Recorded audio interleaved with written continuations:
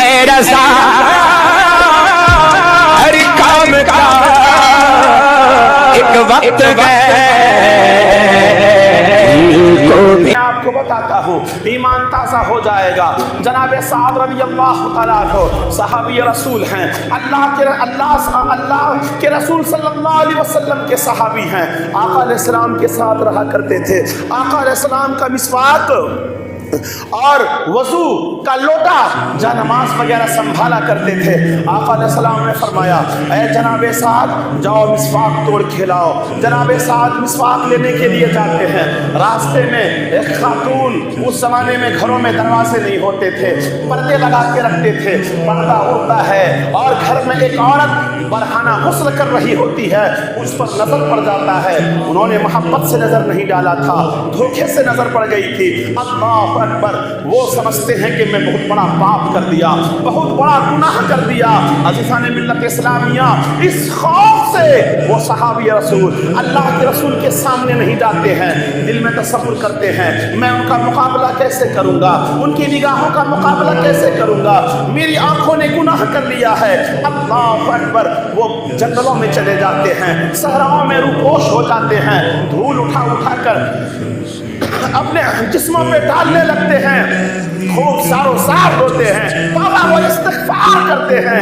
اللہ کے رسول صلی اللہ علیہ وسلم فرماتے ہیں اے جناب علی, اے عمر فاروق, کئی دن ہو گیا ہے جناب سعد کو میں نے مسواک لینے بھیجا تھا, وہ نظر نہیں آ رہا ہے, ذرا ڈھونڈ کے لاؤ. مدینہ کے گلیوں میں ڈھونڈا جاتا ہے, جستجو کی جاتی ہے, تلاش کیا جاتا ہے, جناب سعد نہیں ملتے ہیں. صحابہ صحرا کی طرف چلے جاتے ہیں, پہاڑوں میں چلے جاتے ہیں, تلاش کرتے ہیں, نہیں ملتے ہیں. ایک بکری چلانے والا ملتا ہے, ان سے جناب فاروق اعظم سوال کرتے ہیں کیا تم نے جناب سعد کو دیکھا ہے, رسول اللہ کے صحابی کو دیکھا ہے, فلانے فلانے رنگ کا ہے, فلاں فلاں لباس پہنا ہوا ہے. وہ چرواہا کہتا ہے, بکری چلانے والا کہتا ہے کہ اے جناب عمر, میں تو انہیں نہیں دیکھا ہوں, البتہ میں اتنا جانتا ہوں اس پہاڑ کے غار میں ایک نوجوان چھپا ہوا ہے, وہ رات کو نکلتا ہے, بے دردی کے ساتھ آنسو بہاتا ہے, روتا ہے, چیختا ہے, اپنے پروردگار سے معافی طلب کرتا ہے اور کہتا ہے بار الہ میں نے گناہ کر لیا, میں تیرے رسول کی نگاہوں کا مقابلہ کیسے کروں گا, میں رسول اللہ کا دیدار کیسے کروں گا. اللہ اکبر.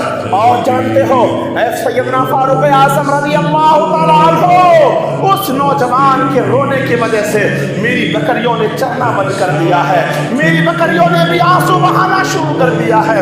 اللہ اکبر. رات کا انتظار کرتے ہیں, مولا کائنات رضی اللہ تعالیٰ عنہ, جناب فاروق اعظم رضی اللہ تعالیٰ عنہ چھپ کر انتظار کرتے ہیں. سناٹے کا وقت آتا ہے, رات ہو جاتی ہے. اس کالی رات میں وہ جوان یعنی جناب سعد رضی اللہ تعالیٰ عنہ پہاڑ کے کوفے سے نکلتے ہیں, دھول اٹھا اٹھا کر سر پہ ڈالتے ہیں, اپنے کپڑے کو پھاڑتے ہیں اور اللہ کے شوق میں, وارفتگی میں, محبت میں, خوف خدا سے آنسو بہانا شروع کرتے ہیں, خوب چیخ چیخ کر روتے ہیں, توبہ و استغفار کرتے ہیں. عزیزان ملت اسلامیہ, جناب سعد رضی اللہ تعالیٰ عنہ کو مولا کائنات نے جا کے پکڑ لیا اور فرماتے ہیں چل تجھے رسول اللہ نے بلایا ہے. وہ عرض کرتے ہیں اے خلیفہ تحرم, اے خلیفہ قوم, میں نہیں جانا چاہتا, مجھ سے گناہ ہو گئی ہے. اللہ اکبر. یہاں تک کہ رسول اللہ صلی اللہ علیہ وسلم نے کے سامنے انہیں پیش کیا گیا, عین ظہر کا وقت تھا. اللہ اکبر. آقا نماز سے فارغ ہوتے ہیں, جناب صاحب خوف کی وجہ سے, رسول اللہ کے خوف سے, اللہ کے خوف سے بے ہوش ہو کر زمین پر گرے پڑے رہتے ہیں, پانی میں منہ کا چھینٹا مارا. آقا ارشاد فرماتے ہیں اے جناب صاحب آنکھیں کھولو. صاحب نے جب آنکھیں کھولا, آقا فرماتے ہیں یہ تو نے حال کیا بنا رکھا ہے. وہ عرض کرتے ہیں فداک ابی و امی یا رسول اللہ, اے اللہ کے رسول صلی اللہ علیہ وسلم, میرے ماں باپ آپ کے قربان ہوں, اے نبی رحمت, اے رسول اللہ صلی اللہ علیہ وسلم. میں راہ چل رہا تھا, ایک برہنہ عورت پر, ایک ننگی عورت پر دھوکے سے میری نظر پڑ گئی ہے, میرے آنکھوں نے گناہ کیا ہے, میں ان آنکھوں سے آپ کا دیدار کیسے کروں گا. اللہ کے رسول فرماتے ہیں توبہ کر لے اللہ تجھے معاف کر دے گا. انہوں نے توبہ کیا پھر بھی وہی حال ہے, خوف کا عالم ہے. عرض کرتے ہیں یا رسول اللہ مجھے سکون نہیں ملتا. آقا تو جہاں فرماتے ہیں کیا تیرے گناہ سمندر کے جھاگ سے زیادہ ہے؟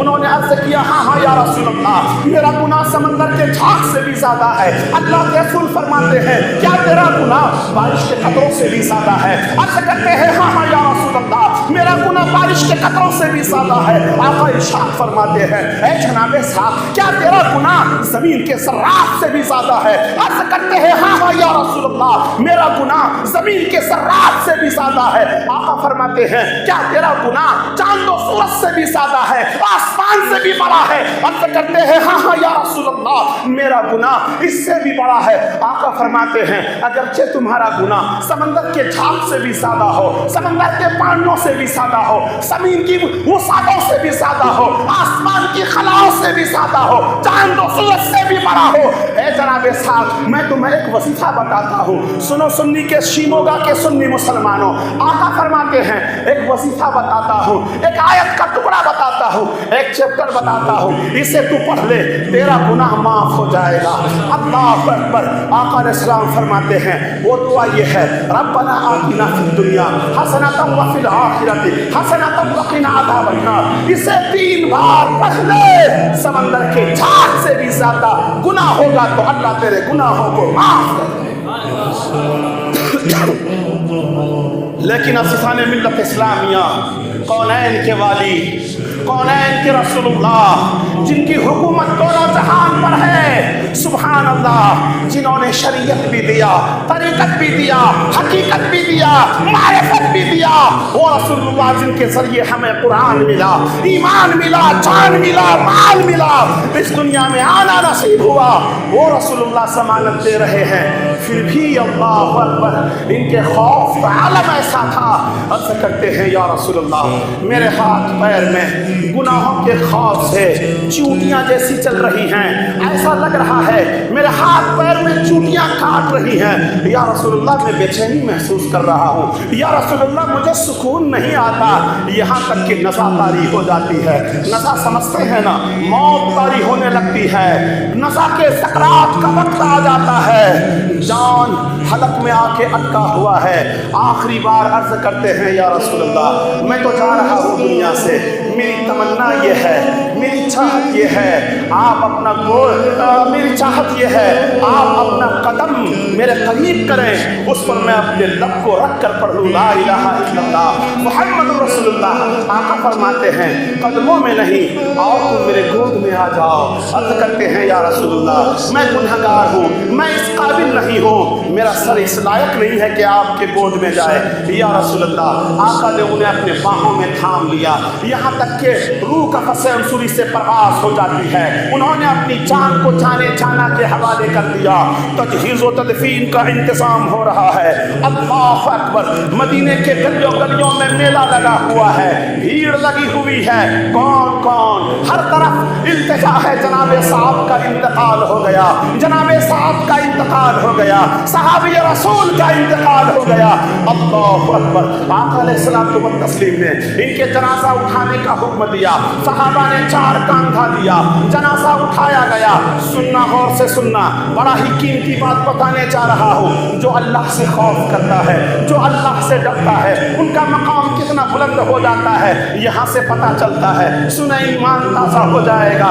جب جنازہ اٹھایا گیا تو آقا علیہ السلام کبھی ہاتھ کے بل چلتے ہیں, کبھی پیر کے پنجے کے بل چلتے ہیں, کبھی لیفٹ جھک جاتے ہیں, کبھی رائٹ جھک جاتے ہیں, کبھی آگے جھک جاتے ہیں, کبھی پیچھے جھک جاتے ہیں. آقا علیہ السلام کا چلنے کا انداز کچھ اور تھا. اللہ اکبر. تجہیز و تدفین ہوا, جنازے کی نماز ہوئی. وہاں کیا کہتے ہیں, لاش انور کو جسد پاک کو مٹی کے حوالے کر دیا گیا.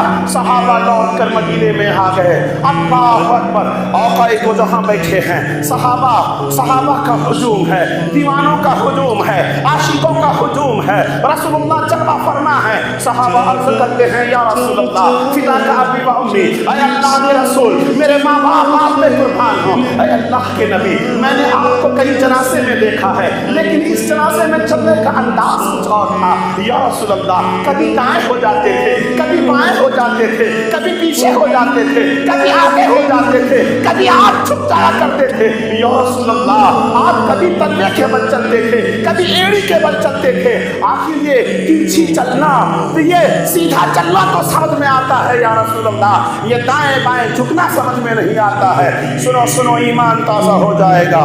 اللہ کے پیارے رسول صلی اللہ علیہ وسلم فرماتے ہیں اے صحابہ کی جماعت، اے اللہ کی جماعت، بات دراصل یہ ہے جناب سعد کے جنازے میں آسمان سے تمام فرشتوں کا نزول ہو گیا تھا، مدینے کا کھٹا کھٹا گلیاں گلیاں آسمان کے فرشتوں سے بھرا ہوا تھا۔ اللہ اکبر، اور ان فرشتوں کے پر زمین پہ رکھے ہوئے تھے، اگر میں سیدھا چلتا تو میرے پیر فرشتوں کے پر میں لگ جاتے اور پیر لگنے سے اس کا پر ٹوٹ جاتا، اسی لیے میں ان کا کیا کہتے تھوڑا لحاظ کر کے دائیں بائیں چل رہا تھا کیونکہ وہ رسول اللہ تھے۔ ارے ان کی نگاہ سبحان اللہ مدینے میں بیٹھ کر اللہ اکبر پوری دنیا کا ملاحظہ کرتے تھے۔ ارے یہ وہ شہنشاہ ہیں کھجور کی چٹائی پر بیٹھ کر چاند کے ٹکڑے کر دیا کرتے تھے۔ ارے یہ وہ شہنشاہ کونین ہیں جو مدینے میں بیٹھ کر ڈوبے ہوئے سورج کو پلٹا دیا تھا۔ یہ وہ نبی اعظم ہے سبحان اللہ جنہوں نے کنجری کو گویائی عطا کر دیا تھا۔ یہ وہ نبی اعظم ہے سبحان